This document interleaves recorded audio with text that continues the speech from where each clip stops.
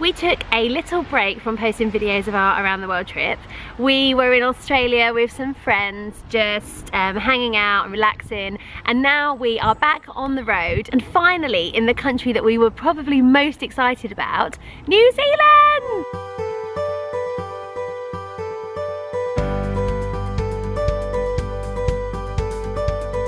It's our new home for a month.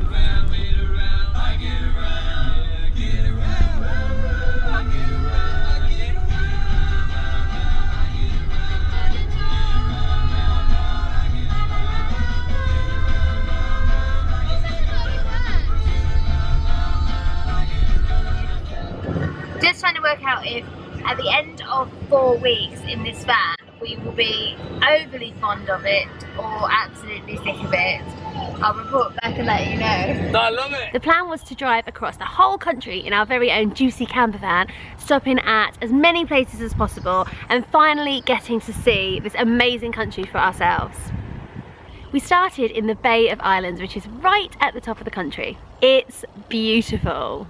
Here it's all about going out on the water. Find a boat that you like the look of, book up and go sailing the next day. The weather was perfect. It's the first time that we had done anything like this, and they allowed us to be really hands-on, so we got really into the sailing aspect of the trip.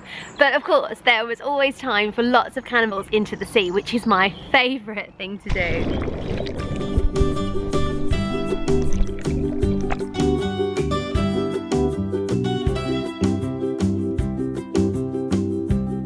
We absolutely loved the Bay of Islands, but once the storm hit, there wasn't really much to do there. So we headed back down to Auckland to check out the city.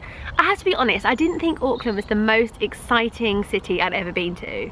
Probably my favourite thing about it was the nightlife. There's a really good foodie scene, so lots of pop-up markets and food trucks, but to be honest, we were kind of keen to get out of the city and get on with exploring what New Zealand is most famous for, and that's its beautiful landscape.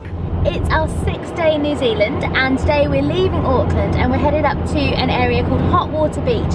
Under the sand on the beach they have thermal springs, so if you dig a hole in the sand you can make your own natural hot bath. This bit in the middle is so hot. It was fun, but bear in mind it is very, very touristy. We were going to be in New Zealand for 5 weeks, so we had time, and I did want to see it, but if you were looking to save time on your itinerary and you wanted to cut something out, this would be the thing I would cut. When I was putting together this video and I was looking at our clips of New Zealand, even though we've got some amazing things to show you, I felt like it didn't really do justice to the heart of the trip, and that was our life in the camper van. Of course, there are other ways to see New Zealand. You can go by coach, or you can drive and camp, or stay at Airbnb, hotels, you know, whichever suits you. But in my opinion, choosing to do it in a camper van is the best way to experience this magnificent country. The drive is part of the adventure because the landscape is just completely awe-inspiring.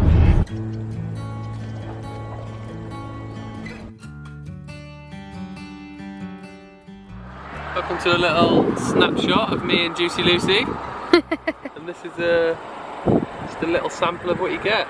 Choosing a camper van is one of the most complicated parts of the trip, I think, and I'm going to do a separate video all about that. So if you keep an eye on my channel or subscribe, ideally below on the button, you will see when that video goes live. If you have a self-contained camper van, that means that you can wild camp in New Zealand, which means you can park up anywhere that you're allowed to stop and just stay for the night, which is excellent. Due to our budget, we decided to go for the slightly cheaper option of having a non-self-contained camper van, which did mean that we had to park up in authorised camping areas or campsites. It just so happened that the first campsite that we stopped at once we left the airport was part of the top 10 group, and we were really impressed with the quality of the campsites, the facilities on offer, the cleanliness, the shared kitchen. Many of them had pools and facilities for children, parks. They were really clean, and most importantly, on a day like today where it is cold, the showers were nice and hot. Even though we were only going to be there for the 5 weeks, it worked out cheaper to buy a year's membership to top 10, and it meant that we got a discount every time we stayed at a top 10 site, and that actually did work out the most cost-effective way to do it.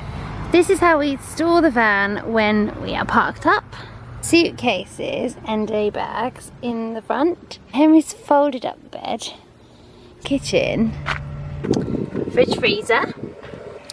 This, which like pulls out. Storage for all our utensils. Home cinema time in our JUCY campervan. headed to Rotorua, but it's quite a long journey, and because the weather is so nice, we have decided that we need another beach day.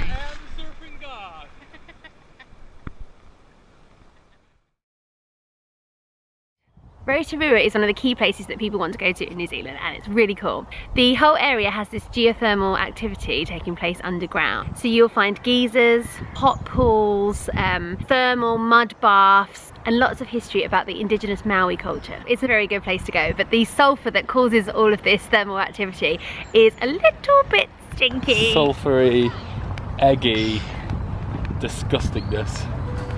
Oh Jesus, it's like being with my friend Dan in a tent.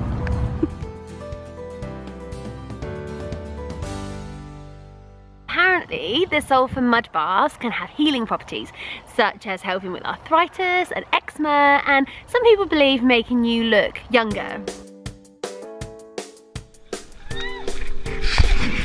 We're just off to some Polynesian spa and luxuriate my young looking skin. We decided to go for our own private pool at the spa, which means we're gonna get in naked.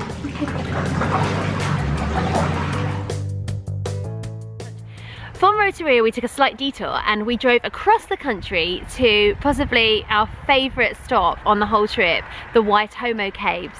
I had no idea what a glowworm was until I went to New Zealand, and I've honestly never seen anything like it. We joined an organised tour to see the caves, and we just don't have the sophisticated equipment required to be able to capture these caves in all of their glory. Plus, it involved climbing into the caves and going into water, so we just weren't allowed to take our cameras with us. Here are some photographs of us entering the cave and some images that I saw, so you can see the kind of thing that we're talking about. But really, this is a place that you have to see for yourself. It was absolutely incredible, not just one of the best things that we did in New Zealand, but on our whole around the world trip. I absolutely loved it.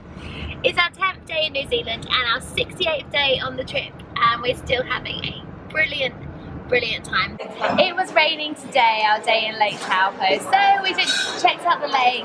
We headed over and got a glimpse at HUKA Falls, which was really cool. And then we thought, why not? Let's check out one of the weirdest tourist attractions we've ever been to, the prawn park. And it's exactly how it sounds. It's a park all about prawns. It's literally the most random thing we've done ever in our relationship together, Helen. Okay. You got him? Oh, it's a whopper! Woohoo! It's an absolute monster of the sea. Yours is getting out. I think mine's... We tried really hard to edit 5 weeks of our trip to New Zealand into one video, but it was impossible. Living in the van was the best part about the trip, and we really wanted to show you what it's actually like. So our New Zealand vlogs are now going to be over 3 videos, and part 2 is coming up in a couple of days. Back on the road.